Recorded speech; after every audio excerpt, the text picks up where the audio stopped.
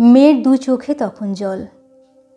বাবা যেন সেই দৃশ্য চোখে দেখতে পাচ্ছেন না। একমাত্র মেয়েকে শ্বশুরবাড়িতে পাঠাচ্ছেন বাবা। প্রতিটা বাবা মায়ের কাছে এমন দিনটা বড় কষ্টেরই হয়। তার ওপর বিদায় বেলায় বিয়ের আর এক রীতি কনকাঞ্জলি।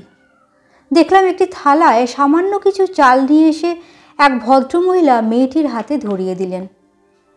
আমার ছোটবেলার বন্ধু আবিরেরই বিয়ে। বিয়ের ডেট ফাইনাল হওয়ার পর আবির আমাকে বলেই দিয়েছিল ওর বিয়েতে যেন 4 দিনের ছুটি নিয়ে অন্তত। আমি সেই মতো ছুটি নিয়েই কলকাতা থেকে গিয়েছিলাম মেদিনীপুর। বিয়ের দিন থেকেই আছি ওর সাথে। পরের দিন বরকনে নিয়ে ফেরার পালা তখন। মনে মনে ভাবছিলাম এই এক বিচ্ছিরি নিয়ম কনকাঞ্জলি, যা মনকে সত্যি ভারাক্রান্ত করে। বাবা মায়ের সব ঋণ শোধ করে দিয়ে মেয়েকে চলে যেতে হবে তার নতুন সংসারে। পাশ থেকে কে একজন যেন বলে উঠলেন, কোথায় গেল সব, আর কনকাঞ্জলিটা নেবে কে? আসলে মেয়েটির মা নেই। বছর 7 আগে মা মারা গেছেন। একজন বয়স্ক মহিলা পাশ থেকে বললেন, মা নেই তো কি হয়েছে, কনকাঞ্জলি নীলুই নেবে। মেয়েটাকে এতদিন নীলুই তো বুকে করে আগলে রেখেছিল।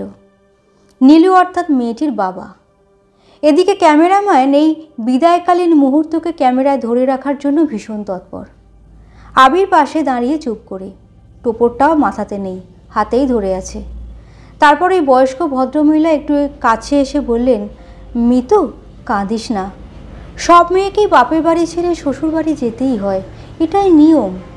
নে থালাটা ভালো করে ধর, আর বাবাকে বল তোমার সব ঋণ শোধ করে দিয়ে গেলাম বাবা, এটা অন্তত 3 বার বল। এদিকে ক্যামেরাম্যান একটু এগিয়ে এসে থালাটা কিভাবে ধরলে ফটোটা ভালো হবে সেই চেষ্টাই করছে। হঠাৎ করে আমার বন্ধু আবির বিরক্ত হয়ে বলল, 1 সেকেন্ড, এগুলো কি হচ্ছে জানতে পারি? বয়স্ক মহিলা বলে উঠলেন, কনকাঞ্জলি। এটা করা যাবে না। একটু বিরক্ত হয়ে আবির কথাটা বলল। আবিরের কথা শুনে আমি একটু থমকে যাই। গতকাল রাতে বিয়ের মণ্ডপে বসে একটা ঝামেলা পাকিয়েছিল আবির।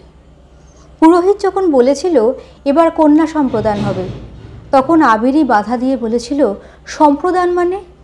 জিনিসপত্র দান করা যায় শুনেছি, তা বলে একটা আস্ত মানুষকে দান? ও দান গ্রহণ করব না। এটা মেনে নেওয়া মানে তো একজনকে অসম্মানিত করা। যাকে বিয়ে করছি তাকে সম্মান দিয়ে বিয়ে করতে চাই, কোনো মতে সম্প্রদান করা যাবে না। এবার ভাবুন কি করবেন। পুরোহিত মশাই মেয়েটির বাবা অর্থাৎ আবিরের শ্বশুর মশাইকে ডেকে বললেন, দেখুন কি করবেন, যেটা নিয়ম সেটা তো করতেই হবে। আবিরকে অনেক বুঝিয়েও কিছু কাজ হয়নি। আবির নিজের জেদে অনড়। আবিরের মতকে মেনে নিয়েই বিয়েটা হয়। তবে পুরোহিতকে বিয়ের শেষে বলতে শুনেছিলাম, জীবনে এটাই আমার প্রথম দেখা, কন্যা সম্প্রদান ছাড়া মেয়ের বিয়ে হলো। দিনে দিনে কত কি দেখব কে জানে। সে যাই হোক, আবিরের এমন সিদ্ধান্ত ভালো লেগেছিল তখন। আবিরকে আমি খুব ভালো করে চিনি। যেটা ওর কাছে অন্যায় মনে হবে সেটা অন্যায়। খুব প্রতিবাদী মনোভাবাপন্ন ছেলে। যে রীতি লঙ্ঘন করলে শরীরে মনে কোনো কষ্ট হবে না, যে রীতি না মানলে সমাজে কোনো অপকার হবে না, সে রীতি না মেনে চললে কি যায় আসে? তো এবারে কনকাঞ্জলি রীতির কথা শুনে আবির বলে উঠল, ওসব আজে বাজে নিয়ম মানা যাবে না। সব ঋণ শোধ করে দিয়ে গেলাম, এমন কথাটার মানে ঠিক বুঝলাম না। টাকা পয়সার লেনদেন নাকি যে শোধ করতে হবে? সম্পর্কে কখনো শোধবোধ হয় না। সম্পর্কটা একজন বাবা আর তার মেয়ের মধ্যে। এমন ঋণে সারা জীবন ঋণী থাকতে হয়। জীবনে কিছু ঋণ থাকে শোধ করতে নেই, সেখানে সে ঋণ তো জন্ম জন্মান্তরের।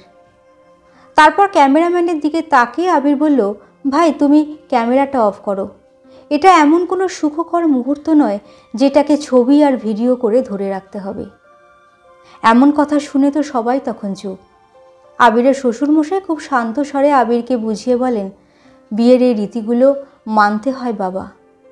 না বাবা, এই রীতি মানা যায় না। বাবা মায়ের ঋণ শোধ এভাবে হয় না। আপনি এতদিন ধরে আপনার মেয়েকে শিক্ষায় দীক্ষায় বড় করে আপনার দায়িত্ব পালন করেছেন, আর দুমুঠো চাল দিলেই ঋণ শোধ হয় কি করে? বাবা মায়ের ঋণ শোধ এমন কথা মুখে আনাটাই পাপ। আমি আমার মাকে দুমুঠো চাল দিয়ে যদি বলি, মা তোমার সব ঋণ শোধ করে দিলাম, তাহলে হবে? যে রীতি পালন করতে গিয়ে আপনার চোখ থেকে জল পড়ছে, অমন রীতি না মানাই ভালো। পাশ থেকে ওই ভদ্রমহিলা বলে উঠলেন, তাহলে কি কনকাঞ্জলি হবে না? দিনে দিনে কি নিয়ম নীতি সব উঠে যাবে? আবির প্রত্যুত্তরে বলল, কেন কনকাঞ্জলি হবে না? অবশ্যই হবে। ঋণ শোধ করাটা যদি কনকাঞ্জলির রীতি হয়, তাহলে সেটা হবে অন্যভাবে। নিজের স্ত্রীর হাত থেকে থালাটা সরিয়ে দিয়ে আবির বলল, এসব কিছু লাগবে না। তারপর শ্বশুরমশাইয়ের দিকে তাকিয়ে বলল, বাবা আপনি আমাদের দুজনের মাঝখানে এসে দাঁড়ান। এতদিন আপনার এক হাতে একজন ছিল, আজ দু হাতে দুজন। আর সকলের সামনে কথা দিয়ে গেলাম, বাবাকে দেখার দায়িত্ব আজ থেকে দুজনের। বাবা মায়ের ঋণ শোধ তো করা যায় না, তাই বাবা মাকে ভালো রেখে সারা জীবন যেন এভাবেই ঋণী থাকতে পারি। আবিরের এমন কথায় বিদায়ের বিষাদঘন পরিবেশটাই বদলে গেল। এমন আনন্দকর মুহূর্ত মনটা ভরিয়ে দিল সকলের। ততক্ষণে ক্যামেরাম্যান ক্যামেরা অন করে বিয়ের এমন একটা মুহূর্তটাকে তুলে ধরতে ব্যস্ত। এত সুন্দর একটা কনকাঞ্জলি পেয়ে বাবাও ভীষণ খুশি।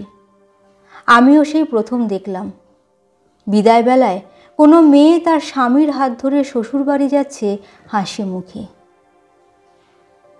কলমে সরজিৎ ঘোষ, কণ্ঠে শ্রীপর্ণা।